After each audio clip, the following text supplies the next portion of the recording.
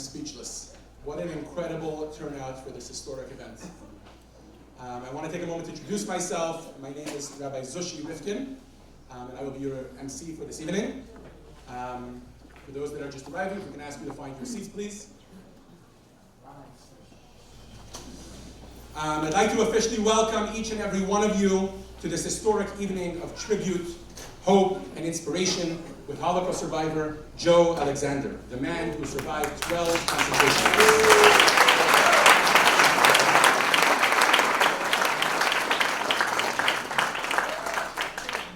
You can take a moment right now to pull out those smartphones that you have in your pockets and put them all on silent or on vibrate. I say this for your benefit. You don't want to be the one whose smartphone goes off in the middle. Over the past few weeks, every Jewish man, woman, and child, and indeed every human being, has surely found themselves in a state of shock and grief over the atrocities that have been taking place in the Holy Land. But as I look around at this crowd tonight,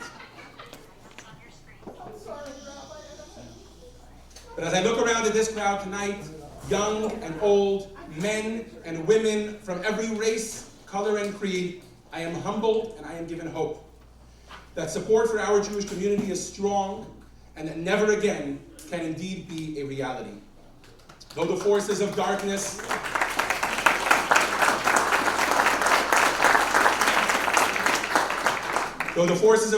may attempt to overwhelm us, we are here tonight to redouble our commitment to spreading light. Am Yisrael Chai.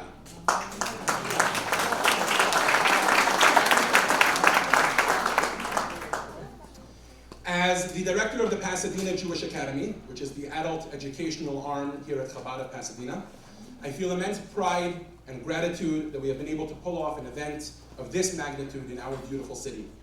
The many students, donors, and supporters of the Academy's mission to build education and awareness of our heritage are truly having their impact felt here tonight. Before we begin, allow me to acknowledge the presence of some very special people that are here this evening. Of course, I'd like to begin by recognizing my dear father-in-law and mother-in-law, Rabbi Chaim and Chani Anoka, the founders and leaders of Pasadena. I can ask you to hold your applause till the end. Rabbi Yisrael and Chani Pinson of Chabad of Pasadena, Rabbi Label and Menucha Bela Hanoka, the directors of the Judah Hebrew School and the youth programming here at Chabad, Rabbi David and Esti Harlig of Chabad of South Pasadena, Rabbi Shalom and Simi Stiefel of Chabad of Arcadia, and Rabbi Hirschi and Sheva Stalik, who direct the Chabad Student Center serving Caltech, PCC, and the surrounding colleges. There are also a number of Pasadena dignitaries that are here with us. Of course, we're delighted to have Mayor Victor Gordo.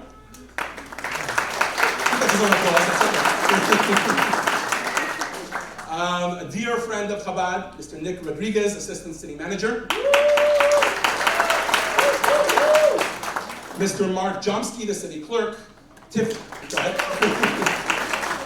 Jacobs-Quinn, the Human Resources Director. Lisa Gregarian, the Public Information Officer, and then we have representatives of our different departments. Mr. Tim Sell, representing the Fire Department, and Sergeants Viacana, is it? There we go, I got it. Crawford and Mr. Chris Sharma, dear friend, that are all here representing the Pasadena PD. There are also a number of dignitaries representing the city of Arcadia. We're so happy that you're here. Mayor, go ahead. Mayor April Peralta, Mayor Pro Tem Dr. Michael Chow. I'm sorry if I'm mispronouncing some of your names. We only met this evening. And another two members of the Arcadia City Council, Paul Chang and Eileen Wang. And finally, and perhaps most importantly, and I'd like to ask them to rise, are some very prominent local survivors of the Shoah, of the Holocaust. Please join me as we pay tribute to these heroes. Doris Berkowitz. Stan Manhart. Ike Manhart. Please stand. Please stand. And of course, Dr. Joe Alexander. Ladies and gentlemen, these are heroes in our time.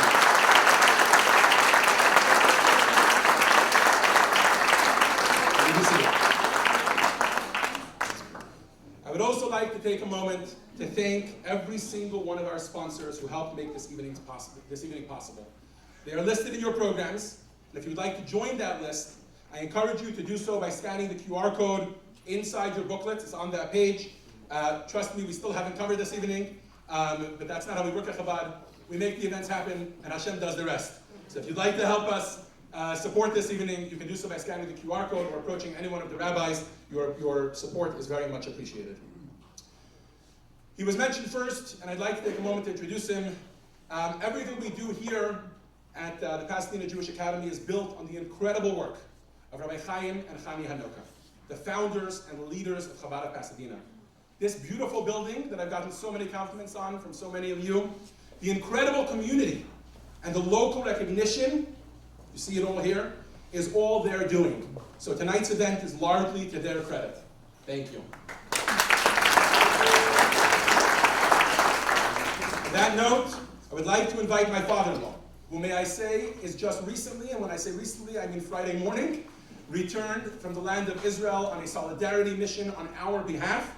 I'd like to invite him to open the event and lead us in a prayer for our brothers and sisters in the Holy Land. Ladies and gentlemen, Rabbi Chaim Hanoka.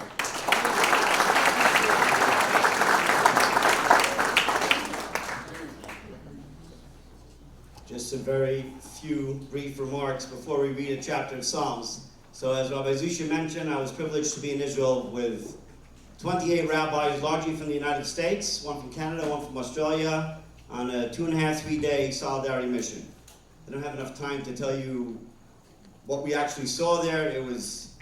I've been to Israel many times, and hands down the most emotionally wrenching trip I've ever taken in my life, and I've traveled a substantial amount. What you see in the media is literally a fraction of what's truly going on the ground, whatever reason it may be. But I'm not here to tell you about the travesties that are happening there, and sadly there are many. Having met families whose children were taken captive into Gaza, people in the hospital, soldiers, I mean, each one is a volume in and of itself. But I will leave you with the following. Our last stop before we went to the airport on Thursday night was in the city of Hebron as it's called, which in many people's eyes is a hotbed of activity. It was dead, there was no one around. And nobody's traveling to Hebron now, except for a bunch of crazy Chabad rabbis who don't seem to notice. So we met with some soldiers there before we went to pray at the Cave of the Patriarchs on our way to the airport. And one soldier in particular came over and wanted to give us a message. We asked him, what is your message to the people in the States, to our communities? And it was in Hebrew. He says to me, Bo, ani eten lecha chibuk. I want to give you a hug. I'm going to embrace you. He says, and I want you to embrace your congregations, and in return, I want an embrace back. I said, okay, what is the embrace back? He says, the embrace back is that I want people to do good things, acts of goodness and kindness, mitzvot, on our behalf, on behalf of the chayalim and chayalot, the soldiers, the male soldiers, the female soldiers, and everybody in the land who physically can't do what they normally would be able to do. It says, Zeh chibuk. This is the embracing that I want back from your people. That's it. So I am imploring all of us in this room, and to spread the word to your friends and family and neighbors, etc., to give a chibuk, to give an embracing to these courageous people living in the Holy Land, which are not just residents of Israel. Frankly speaking, it is the linchpin to the rest of the world. So when there's peace there, there'll be peace all over the world, and it's up to us to help any way we can, whether it's physically, financially, materially, and spiritually, to motivate these people, to support them, and do whatever we can on their behalf. And therefore, it's no more appropriate than we offer a few words from the sweet singer of Israel, from King David. We'll recite a chapter of Psalms together. I'll read it in the Hebrew, followed by the English. If you're familiar with Hebrew, feel free to read along with me. It's found on page 5 in your booklets. Chapter 121 of Psalms. Shir l'maloi sesa'inai l'harim mi'ayin yavoy Ezri. Ezri me'im adonai yoisei shomayim ba'aretz. Ayitein l'moit raglecha. Ayon shemrecha. Hinei lo yonum v'lo yishon shem Yisrael. Anoi shemrecha. Anoi tzilcha yad minecha. Yomam Hashem eshlei hakeka v'yareach b'alayla. Adonai yishmarch mikol ra. Yishmar es nafshecha. Adonai yishmar tzeitzcha v'yacha. Please join me in English on page 5. A song of ascents. I lift my eyes to the mountains. From where will my help come? My help will come from the Lord, maker of heaven and earth. He will not let your foot falter. Your guardian does not slumber. Indeed, the guardian of Israel neither slumbers nor sleeps. The Lord is your guardian. The Lord is your protective shade at your right hand. The sun will not harm you by day, nor the moon by night. The Lord will guard you from all evil. He will guard your soul. The Lord will guard your going and your coming for now and for all time. We are privileged to have the leader of the Chabad movement was known as the Lubavitcher Rebbe. The Lubavitcher Rebbe was perhaps the greatest motivator for Judaism in modern times, and I would say one of the greatest supporters of the land of Israel, of our land. And with that, I ask you to please give your eyes and attention to the video screen for a very short clip.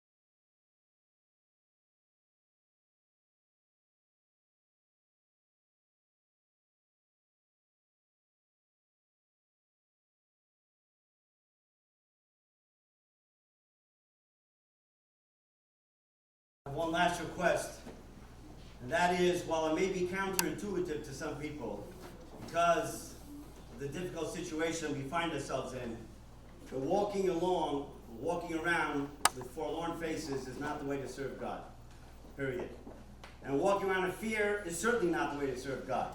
So 2 requests. Number 1, yes, it's a serious situation, and for that we need to pray and support in any way we can. But at the same time, there has to be joy in our lives. Because in the words of our sages, Simcha Poreh together, joy breaks through all barriers, no matter what the barriers may be. Find it within yourselves to express that joy, however you do it, and this will help to ensure breaking through whatever vestiges of darkness are existing in the world at large, and all the more so in the land of Israel. And lastly, the fear. Do not walk around in fear. You're not allowed to walk around in fear. And therefore you have to hold your heads high, stand firmly for what you believe, and no doubt Hashem will see, God will see our conviction, and when a person is proud as to who they are and not walking around in fear, the enemies will become fearful. With that, I ask you to please give me a round of applause and introduce our fearless mayor, the Honorable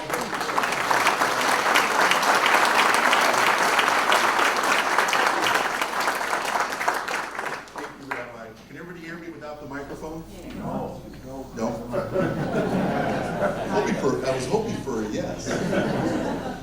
Let me, Rabbi Ripkin, yes, Mr. Alexander. It's an honor to be here as Mayor of Pasadena in your presence and say welcome to Pasadena. As we were talking earlier, I said, do you live in the area? And Mr. Alexander says, well, I live in Los Angeles. And I said, well, in Pasadena, we call that the small city to the south of Pasadena, to the southwest. Colleagues from Arcadia, thank you also for being here. Let me just say that, it's one thing to read. It's one thing to read history, but it's another thing to hear it from someone who's experienced history. And that's why everyone is here today, to hear the personal stories. Personal stories versus reading about experiences. It's just a different, it's a different way to learn about history, to ensure that those personal stories are retold. Too often, we don't tell our personal stories. Too often, mistakes that are made in the world are repeated because those personal stories aren't told and retold. In all parts of the world. I listen to my aunts and uncles and my grandmother when she was with us and my mother about their personal struggles on their way to the United States. And Mr. Alexander, your presence here and the stories that you'll share, your personal story will be both educational, it's also hopefully preventative, but also inspirational. That's the important thing about telling and retelling personal stories, not only to our family, but to our neighbors and to our friends. Mr. Alexander went into a concentration camp with his parents, 2 sisters, and 1 brother. When he was transferred, he moved with 1 sister and 1 brother.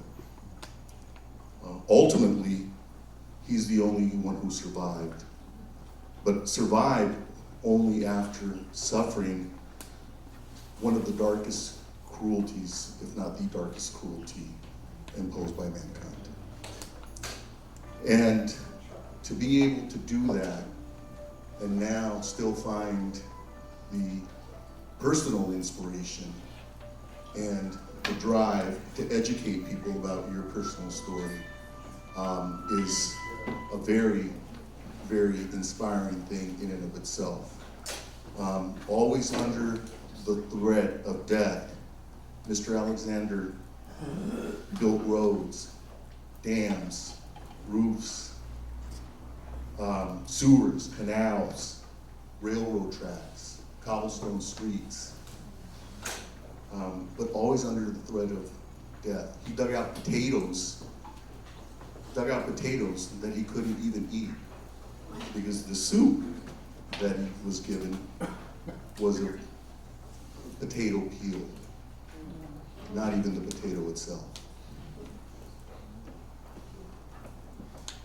He was given coffee and bread and potato peel soup as a meal. It was only under the kindness, because of the kindness of neighbors and friends and people around him that he was able to find enough food to survive.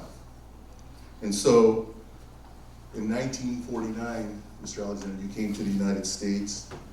He raised his family here and made a living as a tailor. By the way, I wore my best suit. You don't know that. But now you dedicate yourself as an educator, ensuring that mistakes of the past are not repeated. And for that, every resident of Pasadena, every resident of our region, Arcadia, thanks you for sharing that personal story. And I know that in Pasadena, you are always welcome. And I know that in our surrounding communities of Arcadia, all of our surrounding communities, even the small city to the south, west of us, you are always welcome.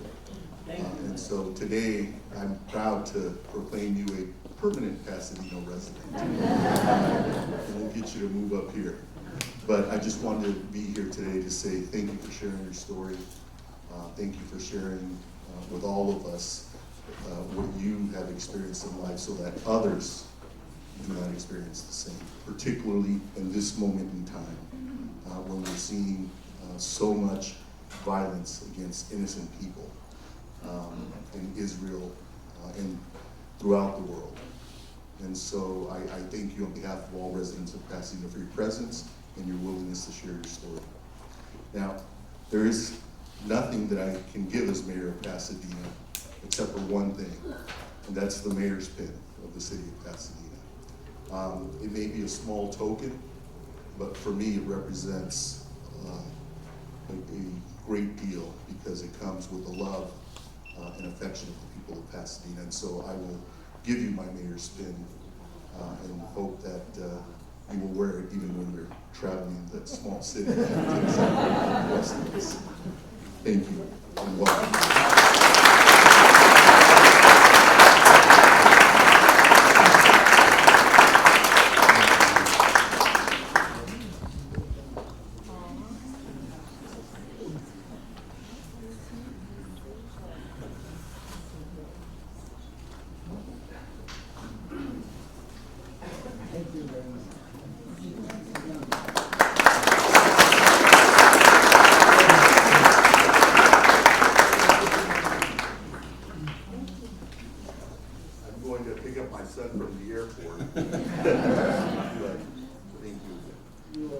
Thank you so much, Mr. Mayor. We'll go to the board.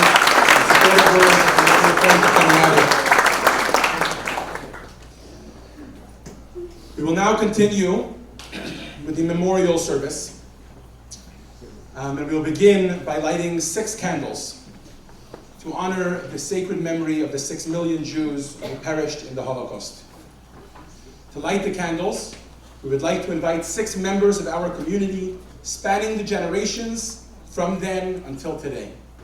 I'll call them up one by one. We'll ask them to light a candle. We'll begin by inviting Mrs. Doris Berkowitz.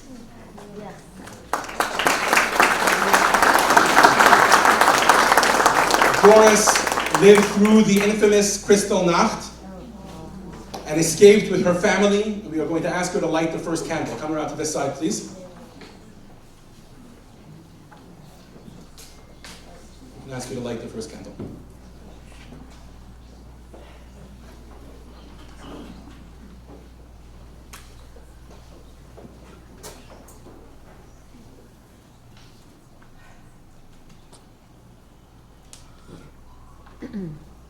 Thank you. You can stand right here for us, please. For the second candle, we invite Myrna Alexander Hamel, what they affectionately call each other niece and uncle, but she's actually the daughter of Joe Alexander's first cousin. Doris, if we can ask you to stand here, you'll join her. And we'll soon hear all about your father and Joe's story, but if we can ask you to light the second candle.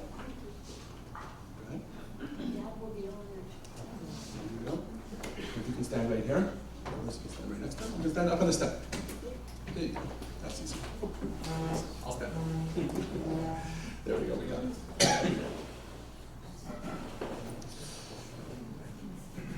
we continue.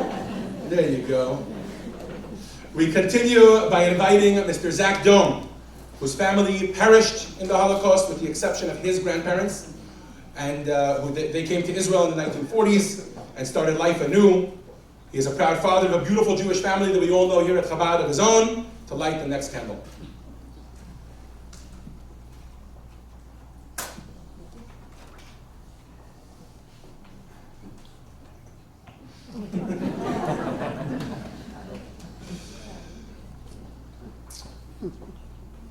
Mira Simon, a California native, Mira, where are you? There she is, who leads a proud Jewish life here in Pasadena as a young Jewish professional, as they call them, you know, the 20s and 30s, excuse me, is honored with lighting the fourth candle.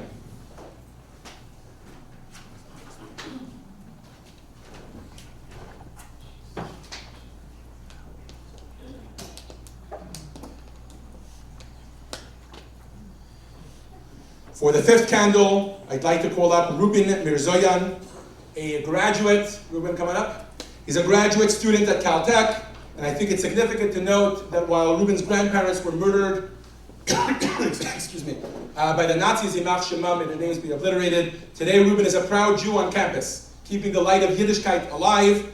A special mazel tov, Ruben, on your recent purchase of a pair of tefillin and commitment to don them regularly.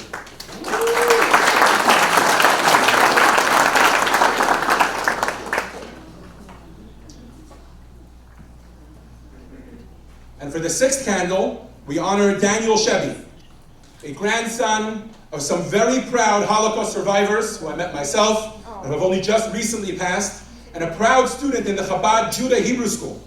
And I can tell you firsthand, because I study with him every single Sunday, that he has recently completed his Hebrew reading and reads like a pro. Ladies and gentlemen, our future is bright.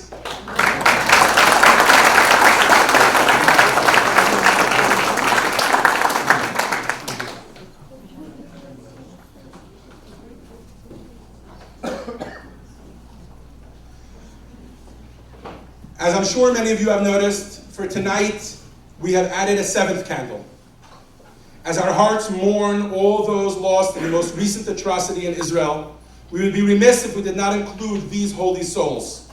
We would like to honor Mrs. Irit Potter, a native of Israel, and a proud attendee here almost every Shabbos at Chabad, with lighting this final candle. Irit.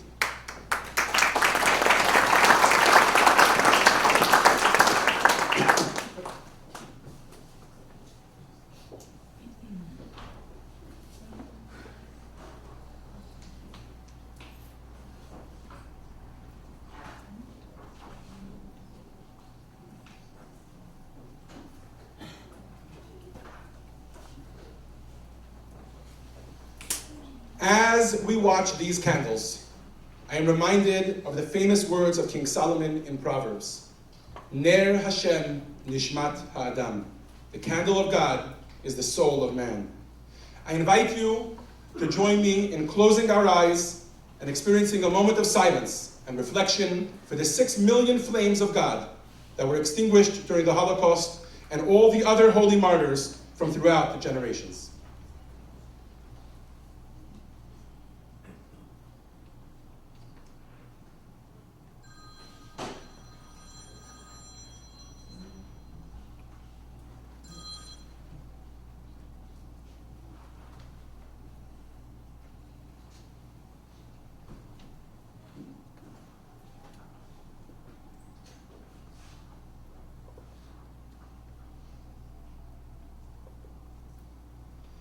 I would now like to invite Cantor Shalom Stiefel of Chabad of Arcadia to lead us in the traditional memorial prayer, which can be found in your program on page 6 and page 7.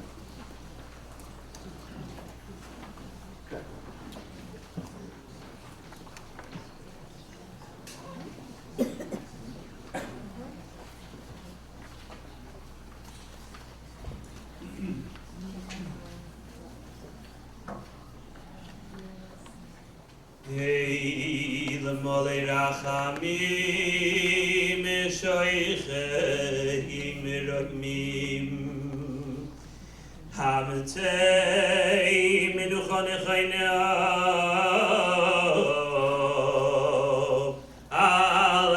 כנפי השכינה במאילויס הקדושים תוירים כזויר אורוקייה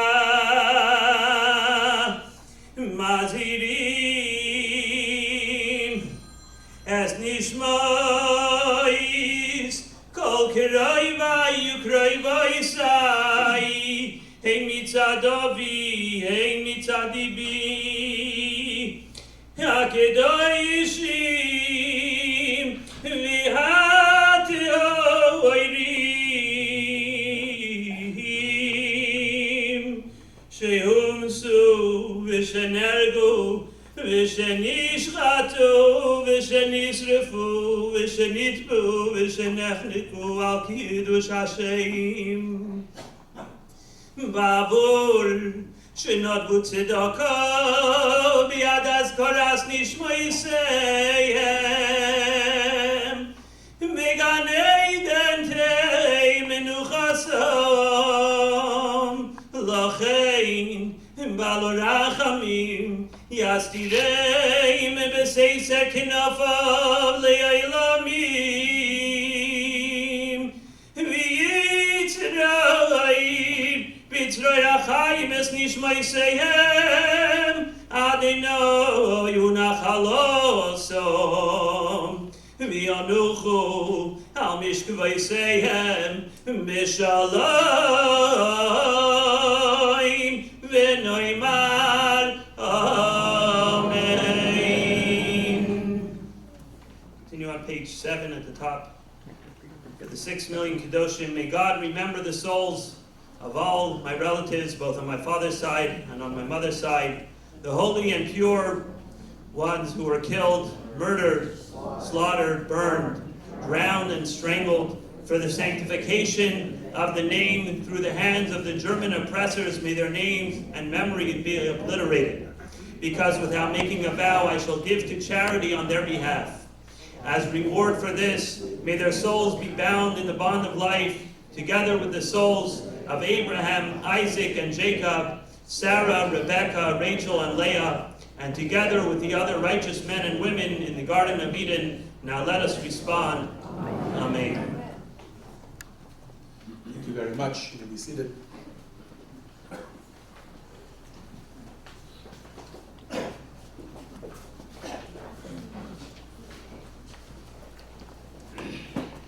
I would now like to invite the oldest class of our local Judah Hebrew School to join us on stage as we continue with Ani Ma'amin. Besides being an affirmation of our faith during these difficult times, history reminds us that as many of our brothers and sisters, many of our ancestors went to their deaths during the Holocaust, they too sang these powerful words of faith. Please join me in welcoming Violet Henderson, Naomi Dome, Daniel Shebby, Grayson Ravens, Yisrael Anoka, if you guys can come up here, Abigail Shebby, Yaakov Pinson, and Yossi Hanoka, and any other children in the crowd that are present are invited to join.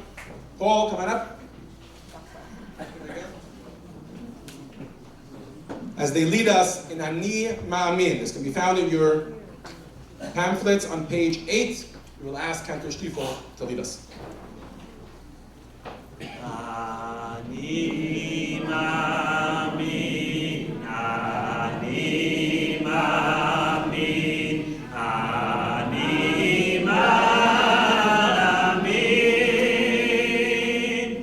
Be'emunah Sheleima, Be'niyas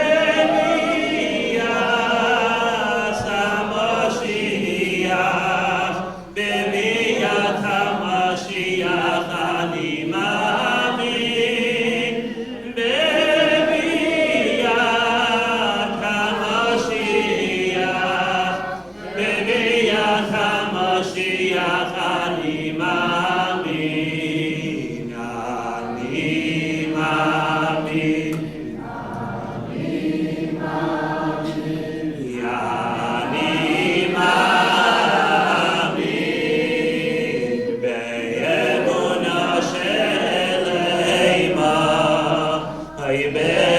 בביאת המשיח, בביאת המשיח אני מאמין, ואף על פי שישמח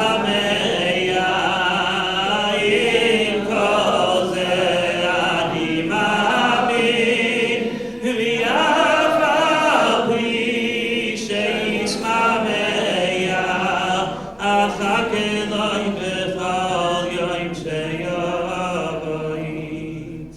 עם ישראל חי, היי עם ישראל חי, עם ישראל, עם ישראל, עם ישראל חי, היי עם ישראל חי, עם ישראל חי, עם ישראל, עם ישראל, עם ישראל חי, היי עוד אבינו, עוד אבינו, עוד אבינו חי, עוד אבינו, עוד אבינו, עוד אבינו חי, עוד אבינו, עוד אבינו, עוד אבינו חי, עוד אבינו, עוד אבינו, עוד אבינו חי, עם ישראל חי, עם ישראל חי, עם ישראל, עם ישראל, עם ישראל חי, עם ישראל חי, עם ישראל חי, עם ישראל, עם ישראל, עם ישראל חי, עם ישראל, עם ישראל, עם ישראל חי, עם ישראל, עם ישראל, עם ישראל חי, עם ישראל, עם ישראל, עם ישראל חי, עם ישראל, עם ישראל, עם ישראל חי, עוד אבינו חי, עוד אבינו חי, עוד אבינו, עוד אבינו, עוד אבינו חי, עוד אבינו חי, עוד אבינו חי, עוד אבינו, עוד אבינו, עוד אבינו חי, עם ישראל, עם ישראל, עם ישראל חי, עם ישראל, עם ישראל, עם ישראל חי, עם ישראל, עם ישראל, עם ישראל חי, עם ישראל, עם ישראל, עם ישראל חי. Ladies and gentlemen, let's hear it for Cantor Stiefel and the oldest class of the Judah Hebrew School.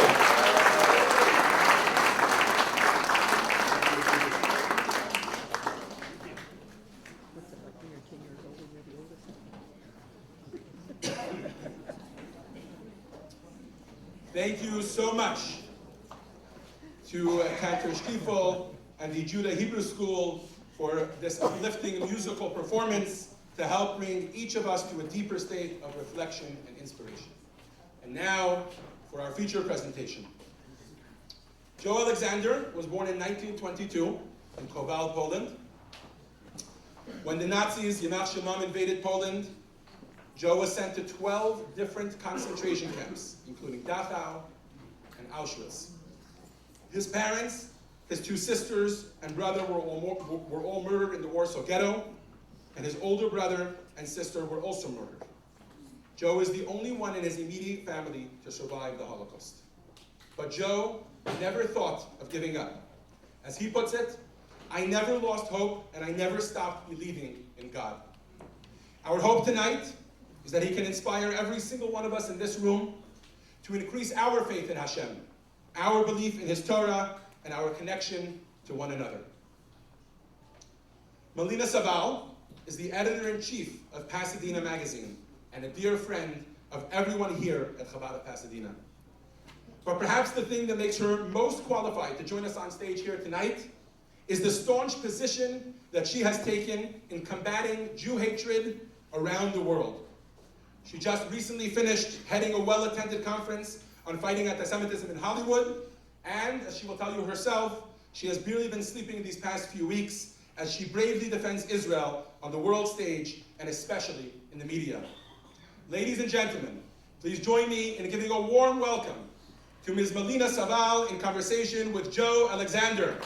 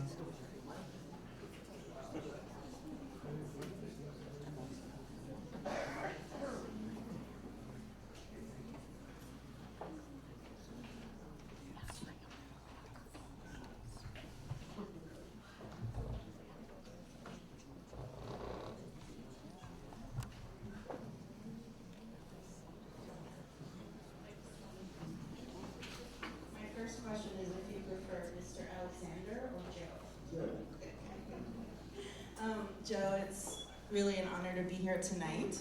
And I'll let you get settled for a second. Yeah, go ahead. You want me to start?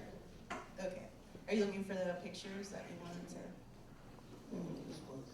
Okay, perfect. Zushi kind of quoted you, and that was going to be my first question. I saw an interview that you did, I think it was with the Reagan Library, but I'm not sure. It was on YouTube, in which you said that when you were in Auschwitz-Birkenau, you saw people throwing themselves against the electric fences. You saw people getting beaten up and just giving up, but you never lost faith, you never gave up. What did you think about in your head? You said today might not be a good day, but tomorrow might be. Be a better day. What kept you alive in that moment? What kept you hopeful? Because I wanted to survive. So that's why I said I have to survive.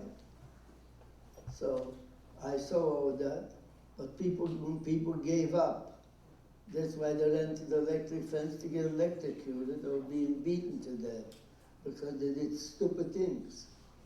But I stayed away from it. Nobody ever touched me, because I wanted to survive. So I said, I may have a bad day today, but I hope tomorrow will be a better day. But never give up. When you first, let's go back in time, and you're in Poland, and the Nazis have invaded Nazi Germany, and you spoke in a video about going on the trains leading to the camps, and that by the time you got to the camps, I think you said about 30 to 40% of the people in the trains, the cattle cars, had died. How did you get through those moments? Did you think of anything in your head, as silly as it might have been? Did you think of, pleasant thoughts? What got you through that distinct period? Well, I didn't know that the people were dead until they opened the doors from the train, from the cattle cars, to get out. That we found out how many people were dead. So, but we just walked out and just move on. We moved out. I met Dr. Joseph Mengele, which was called the Doctor of Death. He selected people to the gas chambers or for human experiment. So Dr. Mengele said there's 6 kilometers to walk to the camp. Because when we came, the train stopped, and there's a little town named Oswiecim, downtown. Later on, they built the trains to go straight into the camp. But when I came, they didn't have that yet.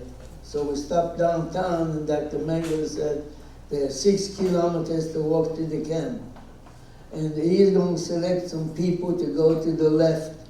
People on the left are going to be taken on trucks. So when he went through, I don't know if I should go on or start from the beginning, but this is part of my speech. Absolutely. I'll guide you. I think that you should tell your story, and then I can interject when I have a question that I think everyone might be interested in. So he select people to go to the left, they're going to be taken on trucks. When I came to Auschwitz, I was already in 7 camps. And how old were you when you were in Auschwitz? When I went to Auschwitz, I was about 20. 20 years old. Yeah. Because I was in 7 camps, and every camp I was, trying to go to work, I always tried to get in with the biggest, strongest man. Me, I was a little guy, I could get away with a lot of things that I did, because the big men carried my load. So here I came in, and Dr. Mengele told me to go to the left. And I looked around, he selected sick people, old people, young kids. And I look around and I see, this is not the kind of people I like to be with. But my luck was, it was after midnight. There would have been daytime, I couldn't have done it. When Dr. Mengele moved further down, I ran back to the other side. If I didn't run back to the other side, I wouldn't be here tonight talking to you. Because the people on the left were taking on trucks, went straight to the gas chambers. So I went back to the other side, and I walked to Auschwitz. I got a shower, and I came out of the shower, and I got a tattoo.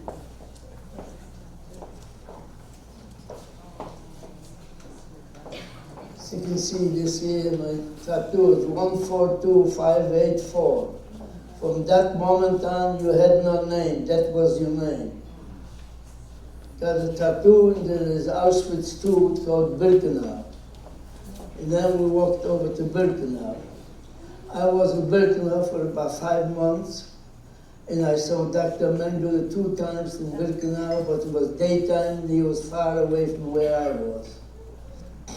And that was there. I was there for 5 months, and that was the time when the Warsaw Ghetto uprising was.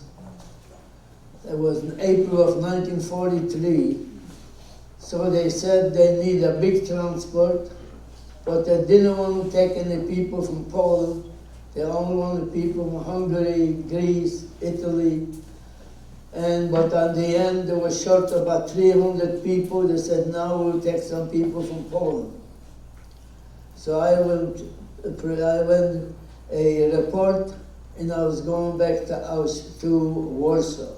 And you had been Actually, in the Warsaw Ghetto before this, I lived in the Warsaw Ghetto for 5 months with my parents, 3 sisters and 2 brothers. I got out from the Warsaw Ghetto with my older sister and a younger brother. We went back home. Actually, when we went to the ghetto, then we found out back home everything was quiet, was neat. So my parents decided for us to go back home. But I went back home. So I was there 3 days. After 3 days, they came out and ordered all the Jewish men from 16 to 60 report to the schoolhouse.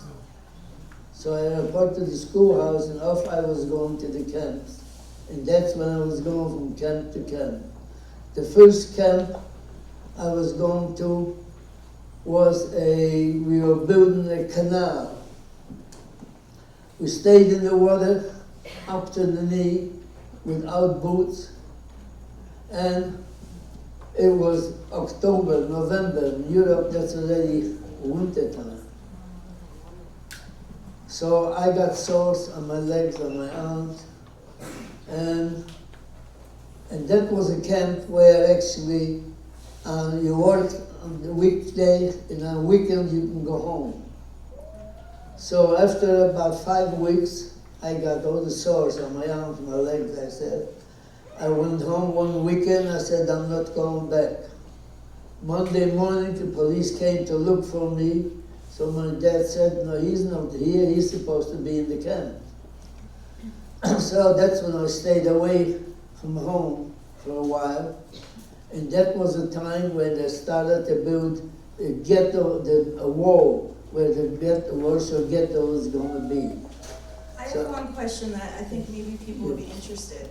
When you were home on the weekends after spending 5 days a week working on this canal, when you were at home, were you terrified? Were you thinking of ways to get out of the situation?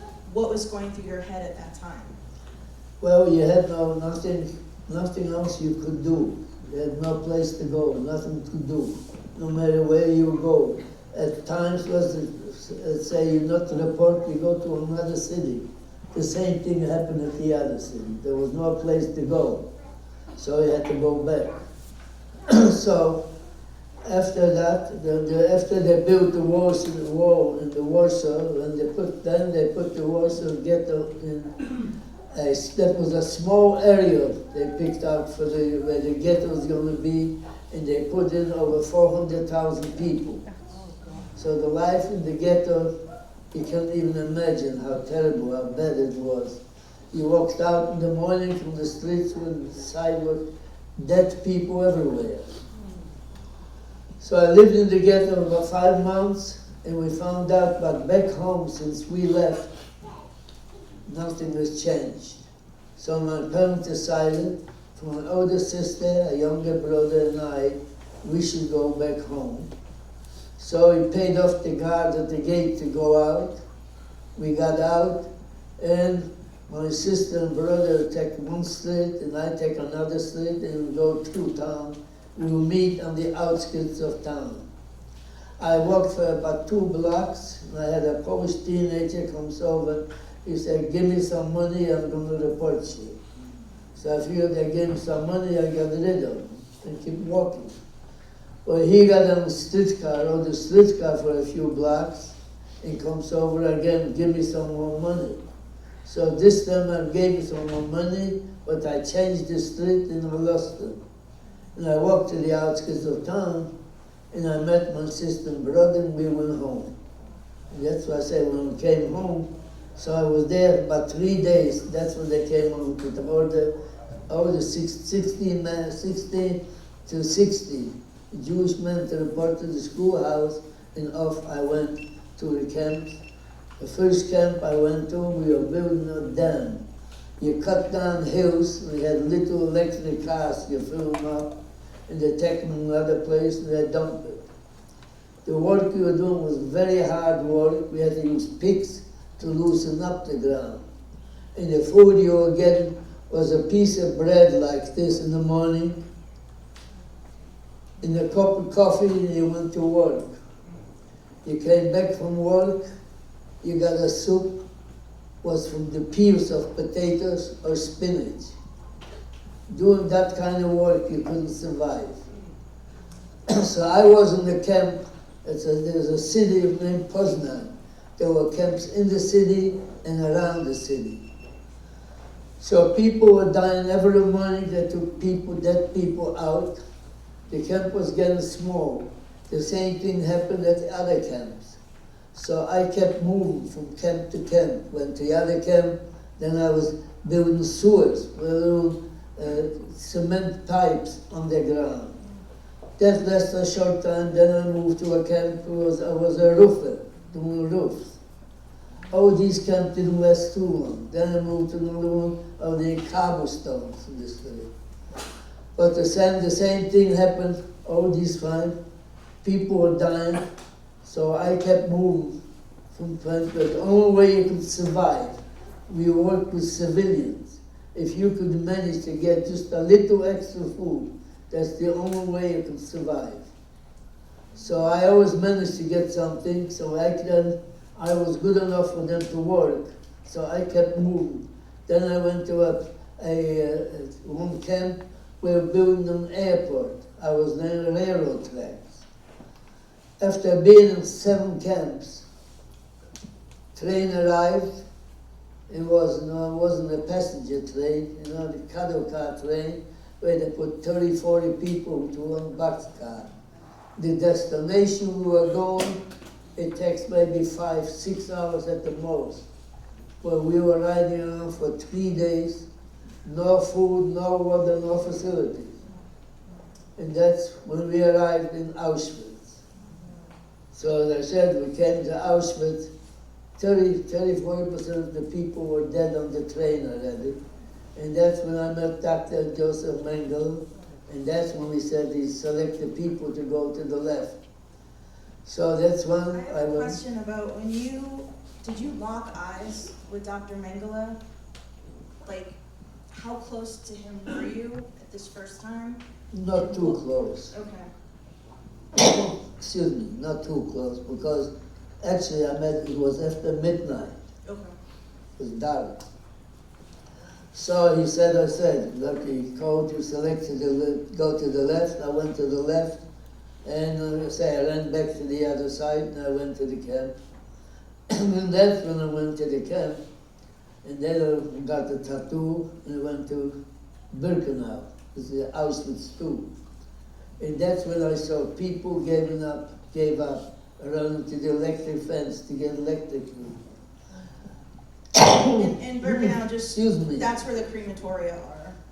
You go to Auschwitz, Arbeit Macht Frei, the gates, and that's where like barracks are, and then Birkenau is where the crematoria are, and the gas chambers. Correct. So, yeah. So, thank you. People were dying. And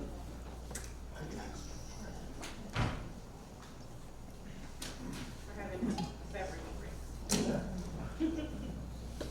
so people were dying, people gave up. They were running to the fence to get electrocuted. But I never did, I never gave up. And I've talked to hundreds of thousands of high school, middle school, and high school students. And Nick, when I tell them that story, they always ask me, did you ever think of giving up? I said, no, I never gave up, I never lost hope, I never stopped believing in God. And I said, I may have a bad day today, but I hope tomorrow will be a better day. So, I want to know, because I think you lost 5 siblings, I mean, you lost all you were one of 6, Yes, correct? yes. Okay. I would love to know their names and your parents' names. my parents' name, my dad's name was David, my mother's name was Hannah, and my siblings was Shlomus, Esther Sawyer, Yosef Zalman, and Malka Leah, and Isaac. I'm wondering if you could share anything about them that you remember about them, because losing a sibling is an indescribably painful thing to happen, and you lost your entire family. And I'm wondering if any memories of them bring you comfort, and if you have any stories about them prior to the war, so that we can remember them as human beings. We were very close. We were a very close family. And we always had we had a very good life. My father was in business and we had a very good life until 1939. So I had a lot of good memories from being always together, and especially on holidays and so forth. So it was very good memories. When you were, before all of this happened, what were your dreams like to become? At that point, you were living in Poland. I don't know if you ever thought about, wanting to leave Europe. You know, that was your home. When you were still there as a child, what kind of dreams for your future did you have? What did you want to be? Where did you want to live? Well, when I was young, I was 10 years old. I belonged to a Zionist organization, to a Chalutz. And we were everything for Israel. Matter of fact, my name, Joseph, is not my real birth name. My name was Yidel. It's spelled I-D-E-L. And when I came here, they spelled it Idel. So when I became citizen, I changed it legally, and I took my brother's name, Joseph. Joseph, my brother, he was in Poland for 6 months in a kibbutz to get a certificate to go to Israel. But that was 1938, and I don't know if you people know, some people maybe know, England had a called a Balfour Declaration. Balfour was handing out so many certificates a year that Jews can go to Israel. When he finished his 6 months, he cut the quota in half. So my brother had to wait his turn. Then the war broke out. So instead of going to Israel, he went to fight the Polish army. So he didn't get to go. So when I became here, I changed my name and took his name Joseph to honor my brother. Was he an older brother, or? Yeah, he was older. He was the second from the oldest. So that was our life before the war. It's fascinating. I'm hearing, you are clearly a survivor. Not just, you are a survivor, but your whole kind of spirit, is of somebody who refuses to let go, who refuses to die, who refuses to be defeated. Were you always this way? Or is there something that happened to you when you arrived at the camps that just... No, I was always that way. Okay. I was always, like that. So I wanted to survive, because I didn't know if any of my family would survive. Because when I left the Warsaw Ghetto, I left my parents, 2 sisters and 1 brother in the ghetto. Until today, I still don't know what happened to them. I supposedly, they say that they took from the Warsaw Ghetto to a camp named Chelmno. So, Treblinka rather. No. And the young brother, what I got out, the brother with the sister we got out, after after 3 days went to the camp. About 2 weeks later, they were taken to another ghetto called the Lodge Ghetto. The Lodge. I got one letter from my sister when I was in my first camp, and she told me that they took my little brother. He was 12 years old, and at that time they didn't have the gas chambers yet. They were gassing people on trucks. They were running the trucks on wood and put the fumes inside. And he was taken to a camp named Chelmno. That's the only thing I know what happened to him. To her, I don't know, and I don't know the rest of the family. So, I just want to correct me if I'm wrong. You had siblings who were at Treblinka, correct? Yeah. Okay. And Treblinka is, I don't know if it's the one camp, but the Nazis burned it to the ground. So there would be no record of anybody there. So that's one of the reasons that you don't know, well, That's for right. one, right, okay. When I read this really harrowing statistic, 63% of Generation Zers, I forget the exact age span, young people today, have never heard of the Holocaust. Very true, my correction, but I heard about 70%. It's about, they think That's 63 what I to was told. 72%. So when you spoke a few minutes earlier about how you speak to high schools all over, maybe tell me, where all over LA, all over the country, and if we could just talk about why that's so important. Because the further away we get from the Holocaust in terms of time, the kids just don't know about it. This is why we have to speak to the few survivors who left. So we have to talk to the young generation. Through stop it maybe through education, so we can stop it. Because I tell them 6 million Jews were murdered, 1.5 million children. They were murdered not because they were criminals or did anything wrong, just because they were Jews. And today we have a lot of anti-Semitism going on, and we have some Holocaust deniers. I call the Holocaust deniers, they're crazy.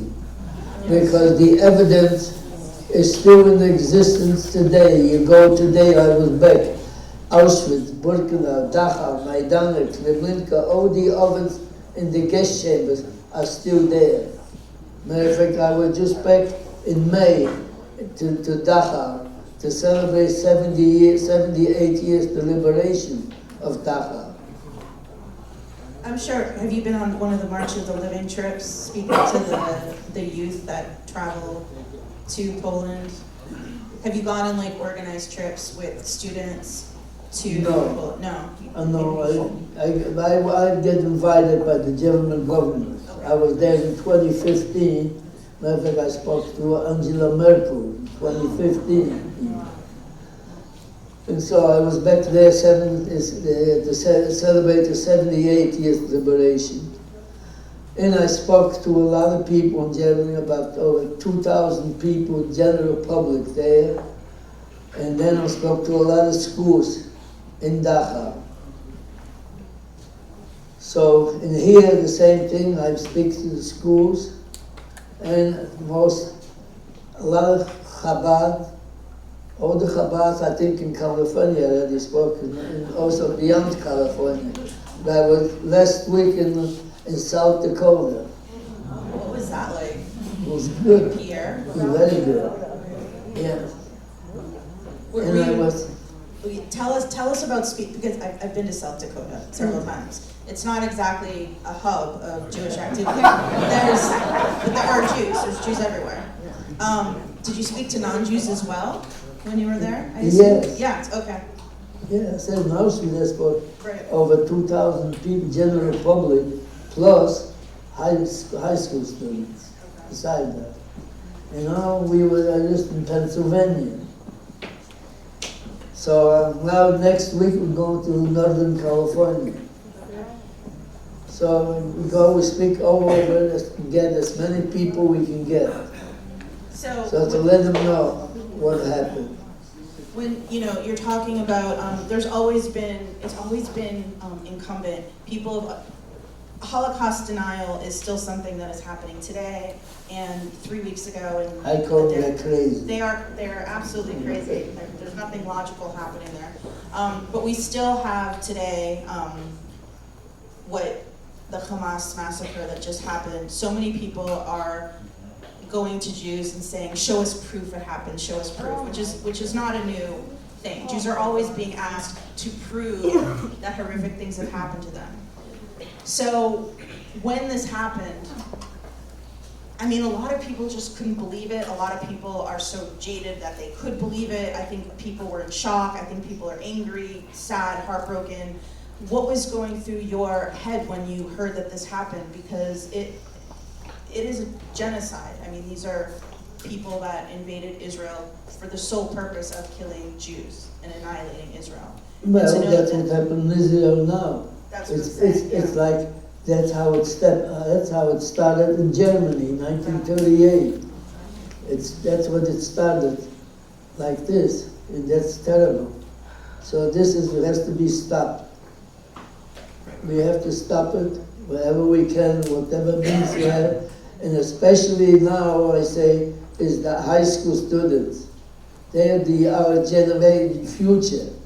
We have to educate through education to stop it. How old were you when you were liberated from Birkenau, correct? Auschwitz was the last camp No, that you they were, okay. were liberated from Dachau, From Dachau, okay. on the So road, on the death march. how, oh wow, okay, so how old were you? 21. You were 21. And what happened next? What happened next is I was liberated on the road. Because I wasn't, what you say, 12 camps altogether.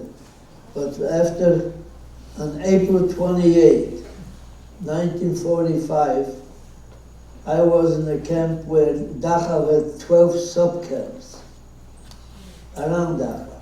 We went back to Dachau and the stayed overnight. The next morning we go on a death march. So I went on a death march, walked for 2 days, and we passed a little bridge, and the little bridge was blown up. So I was on the right side. We were in a village named Koenigsdorf, and there was a little forest in the village. So they took us into the forest, and they asked for volunteers to take these sick people into the farmers and put them into the farm. One of the volunteers was a friend of mine, and the volunteers on the way back, they found a dead horse in the snow. So my friend cut off a piece of horse and brought it to me and said, "Come do something." This was the friend of mine. His name was Joe Buddha.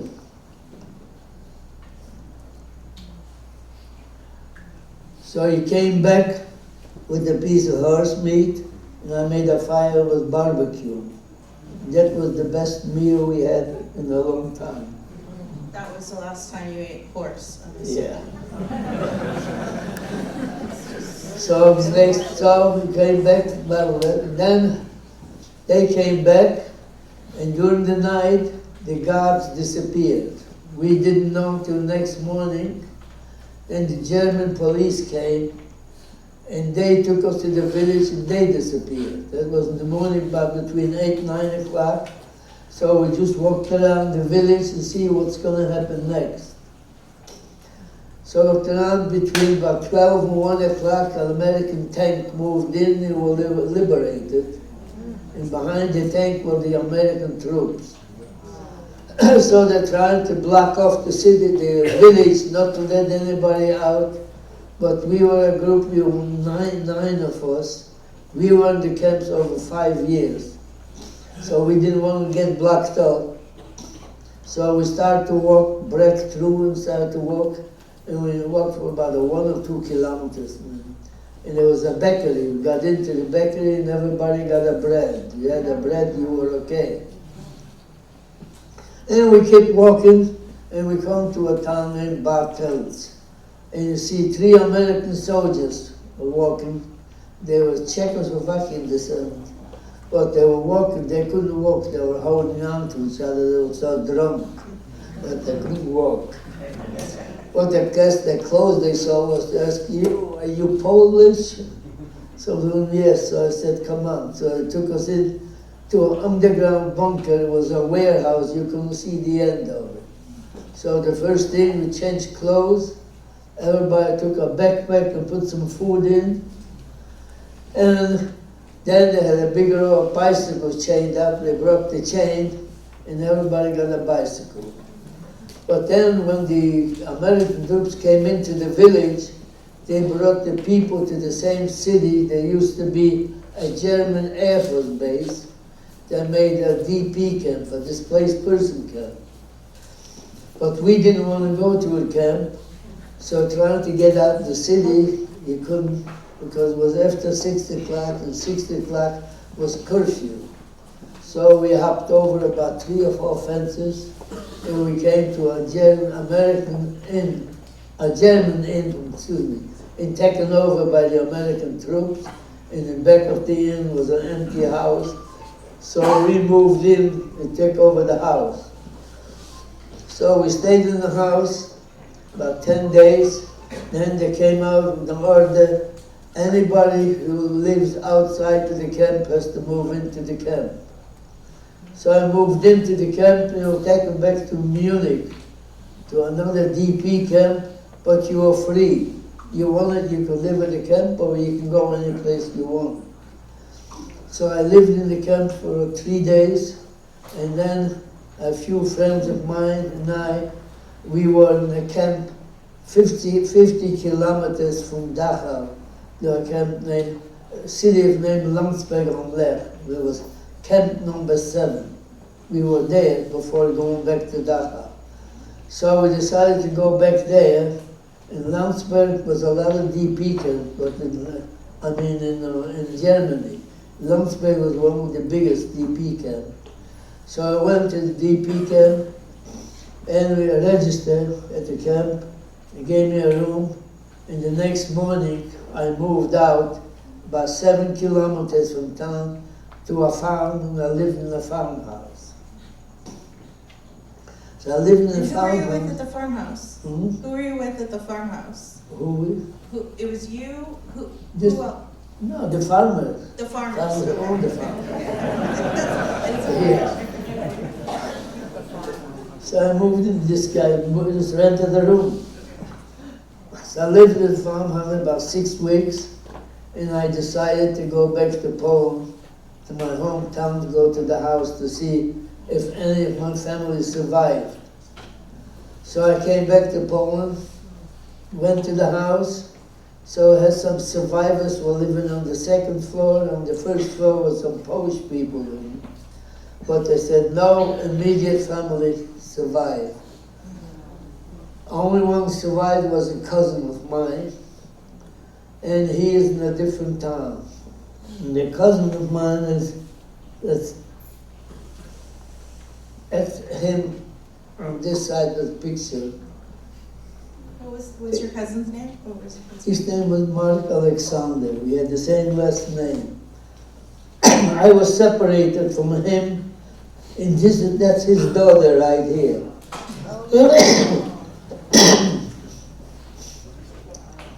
He was in a different town, but it was very bad for survivors who came back to Poland. They killed a lot of survivors. In one town named Kielce, they killed 42 survivors in one town. Because when they took the Jews out of the homes, they moved into the homes. Now some of the survivors came back, they didn't want to give up the home, so they were killing a lot of survivors. So the Polish people living in my house at the 1st floor, they asked me if I'm going to stay there, move out. I said, don't bother. I picked up my cousin and we went back to Germany. And I lived in Germany for 4 more years because you couldn't go any place. You didn't have a passport. You had to wait until some country opens up. So after 4 years, Canada said they'll take some people.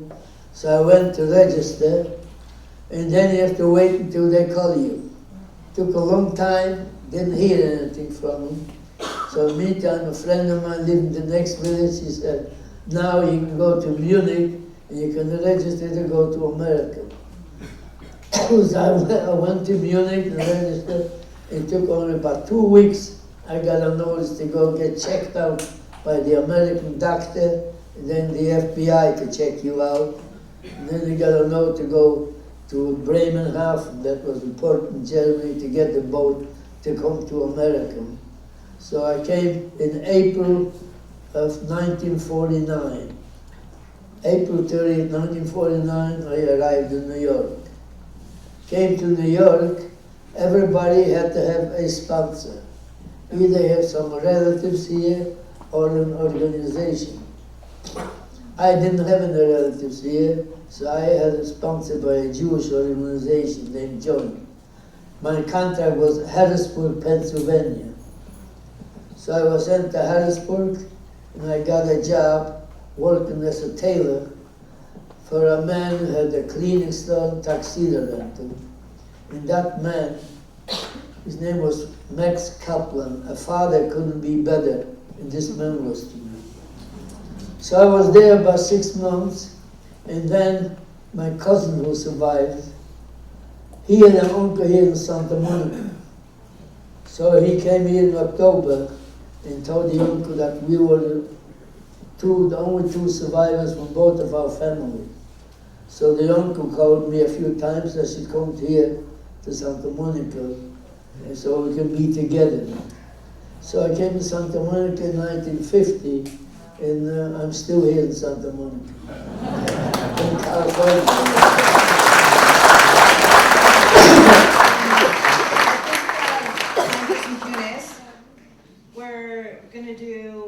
Are we gonna do a few questions, or? We're going to do a few questions. So I'll take many questions in here. And many questions, exactly. So first and foremost, a big round of applause for Mr. Charles and Malina Saval.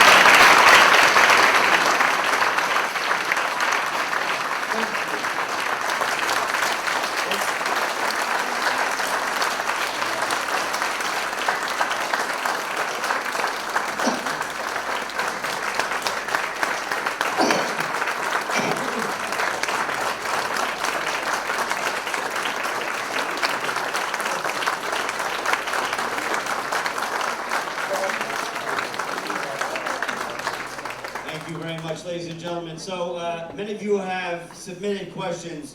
Needless to say, we have a limited amount of time tonight. I have a bunch of them here. I don't know that we're going to get to every single question. If you have any complaints that your question was not addressed, this woman right here is going to have to stack. I'll give you her address after the evening's over. Please. Before you go into the questions, I witnessed 3 hangings in 3 camps. People trying to escape, they got cut.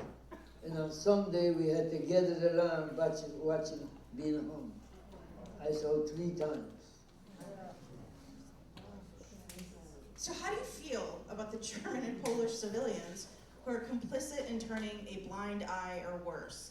And you mentioned the Kielce pogroms, which obviously I think a lot of people know, but after the Holocaust, many people were killed. But how do you feel about the Germans and Polish civilians who just stood idly by and didn't do anything? I have no love for them. Because the Polish people, they could have saved a lot of hundreds of thousands of more Jews if they wouldn't cooperate with the Germans. Collaborate. They did save a lot of Jews, but they could have saved a lot more. So they didn't, so I have no love for them. In Germany, it's the same thing. Germany, I can't say anything about Germany. I don't know anything about Germany. But today, it's a different German today. German today, They're very close with Israel, and they're all more westernized. It's a very complete turnaround. This might be a longer conversation, but what about, do you have any resentment and feelings about the United States government knew what was going on, and they also could have saved more people? There was quotas, they sent the St. Louis ship back. Well, the United States, we had a president here, Roosevelt. I think he was a big anti-Semite. Because you had the St. Louis, a ship came here with 620 people, and he sent them back. He could have saved hundreds of thousands of Jews if he would bomb the railroads going to the camp. But he bombed the cities around the camps. But he never bombed the railroads. That's what I say, because to me, he was a big anti-Semite. Could you believe what was happening, and when did it become clear that the Holocaust was occurring? Well, we know that in 1938 with Kristallnacht. So that's when that happened. So you know what happened with Kristallnacht. They broke all the windows, the Jewish business. They arrested 30,000 Germans, and they burned 141 synagogues. Were there any hidden or open practices of Judaism in any shape or form in the camps? Meaning, did you practice any sort of Judaism? Was anybody able to secretly, you hear stories about lighting kiosks? Not much, because we didn't have anything to practice with. How did you end up becoming a tailor? You pick up skills easily. No, my grandfather, my father were all tailors. Yeah, I mean, this is interesting. Did you use any of the building skills you used in the camps later in life? Only in my home. not for business. So we can explain the difference to people. Tell us what the difference is between a concentration camp and a labor camp. The difference from concentration camp is you're locked up, and you have the concentration camp have guest chambers. The labor camp didn't have any guest chambers. Labor camp, you went to work, you went back, and the next day you went back to work again. And the only thing is, with the food you were getting, you couldn't survive on the food. So people were dying in the labor camp, the same thing. That's the only difference, except there was no guest chamber. This is a question, we sort of talk about this, but what is one key thing that helped you survive that you passed on to your children and grandchildren? So maybe something that you said to yourself in your head, something that kept you going. What is that thing that you passed on to your children and grandchildren? Well, passed on, I tell them that you may have some bad taste. I said, I say, high school students. They have some tests, and it's hard tests, something, struggle to get through. But I tell them, do what you have to do, and never give up, but never give up. That's what I tell them. Do you have any regrets in your life? And if so, what are they? Are there any regrets, anything you wish you had done differently? It can be even after the camps. Any regrets? No, I don't think so. I don't think I could have done anything different. Sorry, I'm just going through to make sure we have. Here's a question about the capos in the camp. How did the prisoners and how did you deal with them? I have no problem with the capos. Matter of fact, when I was in Birkenau, we were walking around, nothing there between the barracks, and I met a man who was from my hometown, but he got married, he moved to the next town, and then I met him in Birkenau, and the whole family were tailors too. So one day I met him, and he said, "No, Joe, I'm doing some work for a couple, some tailors, why don't you come and help me?" So I went and helped him, and I got some extra bread. So I got some extra bread in the evening Birkenau.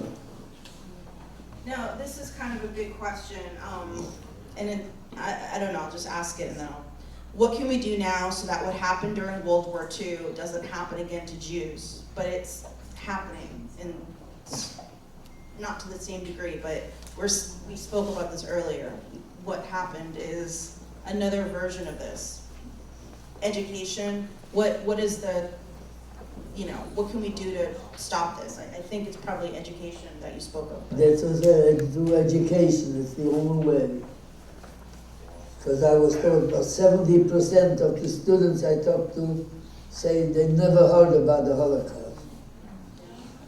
Oh, here's a good question, because I read this book several times. Have you read Viktor Frankl's Man's Search for Meaning?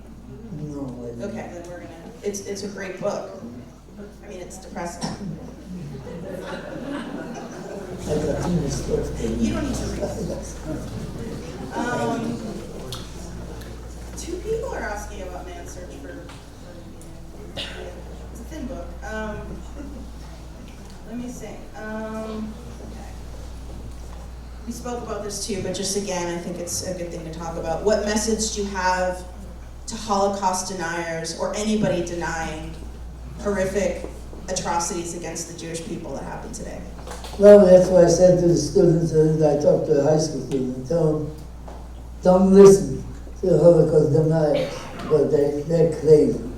And scientists, don't listen to the anti-Semitism that's going on. And the Holocaust deniers, I say, they're crazy. Don't listen to them. And if you do hear something you don't like, it's not right, don't be afraid to report to the authorities. I'm sure you have, but the USC Shoah Foundation has recorded your testimony? Yes. Okay, just want to make sure. Yes. Okay, I think we're done. I think my time is up. Oh, are there a few more questions? More questions coming. Oh, boy, okay. That's just, okay, I asked you this before. You have how many children? You have Two two children. children. Daughter and son, And- no grandson. Tell us a little bit about them. Well, my daughter and my son, they're my children.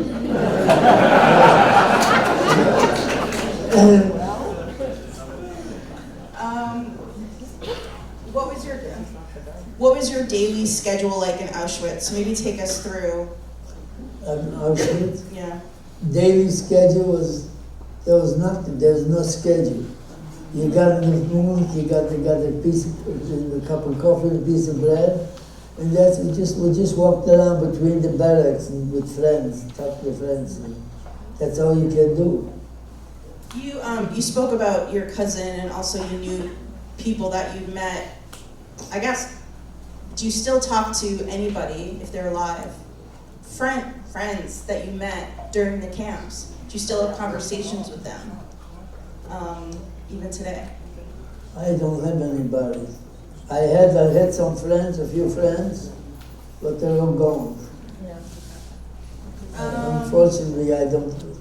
I had some here in Los Angeles, some in New York, New Jersey, but no. This is a question about your wife who passed away several years ago. 28 years. 28 years ago. But you have a current love who's in the front Yeah, row who yeah. I met a little bit earlier. Yeah. So I'm going to ask just a fun question. Where did you meet? And I don't know. We were neighbors. Oh, you're neighbors. Okay. In LA. Okay. Perfect. Let's end on something positive and Hold on, there's more coming, there's more coming. I don't know. Stephanie, thank you. That's okay. We have 5 minutes. That's Okay. all right. Oh, here's a good one. What would you ask God if you had the chance? Or maybe what you do ask God. And it says, what would you ask God? Well, I'll tell you something. I have a little book here. There's a school here. It's called the Oldest Design Center. I've talked to them for about 5 weeks every Monday for about a couple hours. And then they put together a book here. So the books, you got some pictures in it, but look here what it says on the front of the book here. It says, do you believe in luck, There's Joe? my picture right here. But look, read, what does it say on the book here? Well, it says, do you believe in luck, Joe? And look at the back of the book. In the back of the book, no, I believe in God.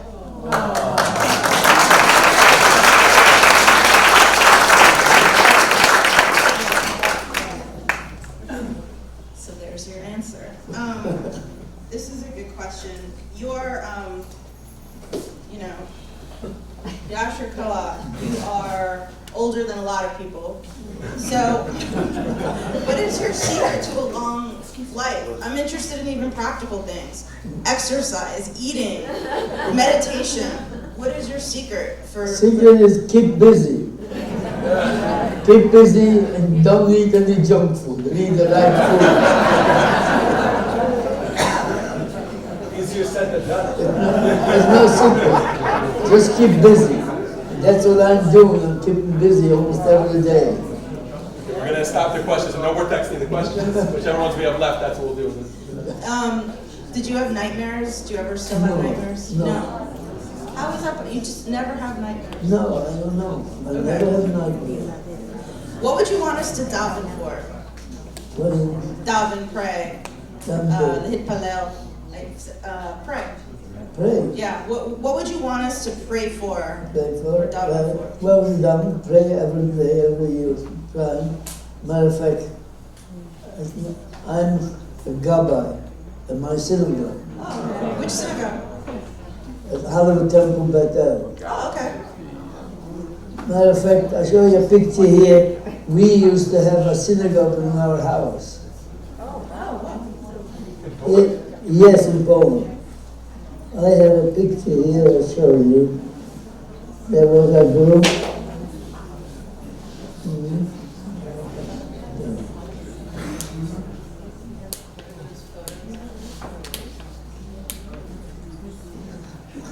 See, that was a group where the Jews were given a group that were given free loans without interest for poor people.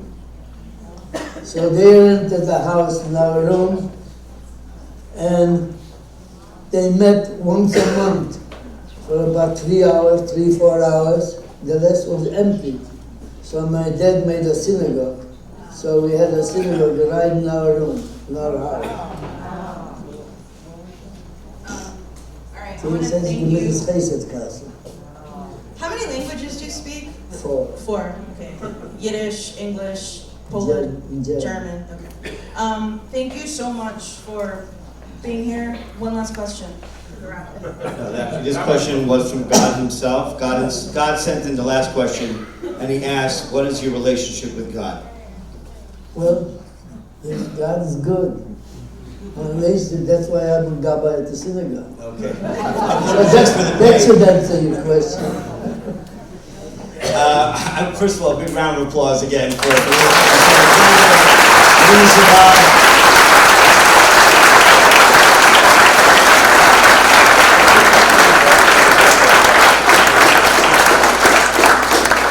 I also want to take an opportunity to thank Amy Sharfstein, our stenographer over here, who took your questions.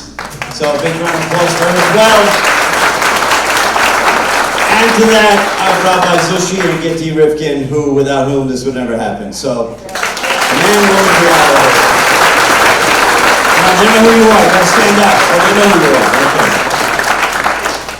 I'm just going to go out on a limb here and think perhaps that one of the secrets to long life is having a good sense of humor, because you certainly have a good sense of humor. Keep that going. Just one last pitch again, if anybody would like to help sponsor the evening, in the back of your booklets there's a little QR code, or you can go to the website, etc. Your participation would be greatly appreciated. We'd like to end off on a song, and it's a song I think that most of you are familiar with. The words are in Hebrew. If you don't know it, fake it till you make it, okay? On a C minor. You ready? עושה שלום במרומה,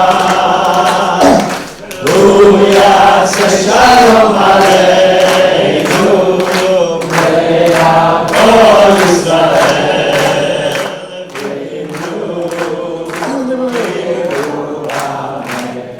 יעשה שלום, יעשה שלום, שלום עלינו ועל כל ישראל. יעשה שלום, יעשה שלום, שלום עלינו ועל כל ישראל. יעשה שלום, יעשה שלום, שלום עלינו ועל כל ישראל. יעשה שלום, יעשה שלום, שלום עלינו ועל כל ישראל. יעשה שלום, יעשה שלום, שלום עלינו ועל כל ישראל. יעשה שלום, יעשה שלום, שלום עלינו ועל כל ישראל. יעשה שלום, יעשה שלום, שלום עלינו ועל כל ישראל. יעשה שלום, יעשה שלום, שלום עלינו ועל כל ישראל. יעשה שלום, יעשה שלום, שלום עלינו ועל כל ישראל. יעשה שלום, יעשה שלום, שלום עלינו ועל כל ישראל. יעשה שלום, יעשה שלום, שלום עלינו ועל כל ישראל. Ladies and gentlemen, we have something very special that we'd like to present to Joe. And in order to do so, I'd like to invite up a representative of the Jewish student body at Caltech University, Matt Casatano. Matt, where are you? There he is. Ladies and gentlemen, a big hand for Matt.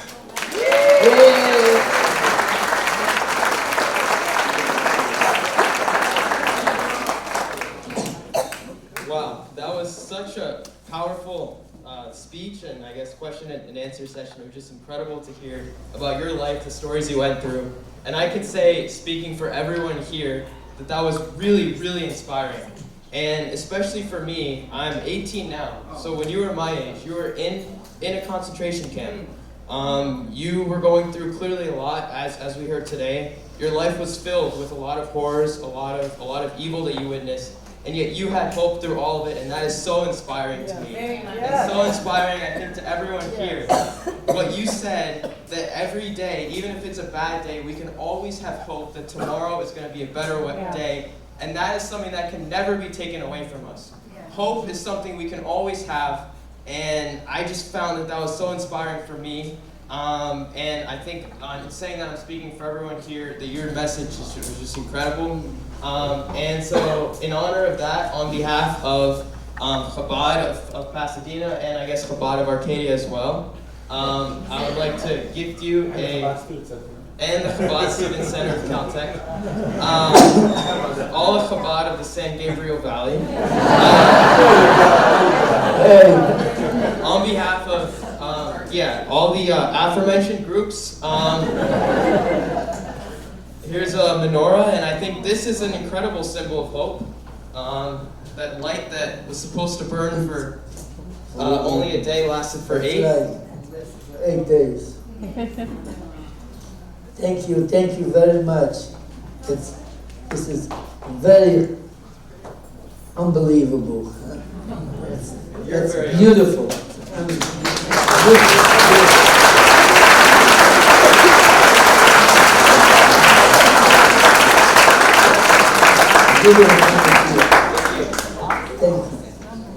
Thank you so much, Matt. Thank you, Joe, once again. On your way out, if you'd like to stop by, there's more food. Please, if it stays here, then we have to eat it. You know, the rabbis. That's why the rabbis don't look so fit. So please take some more food on your way out. Take something to go home. Joe is here. If you'd like to ask him any questions, if you'd like to take a picture with Joe. If you just want to give Joe a hug. I feel like I just want to hug Joe. That's it. He's here. Was that? Yes, the booklets can be taken home. They're yours to keep. If you'd like to take the, as a keepsake. And have a good night. Thank you all so much for joining us.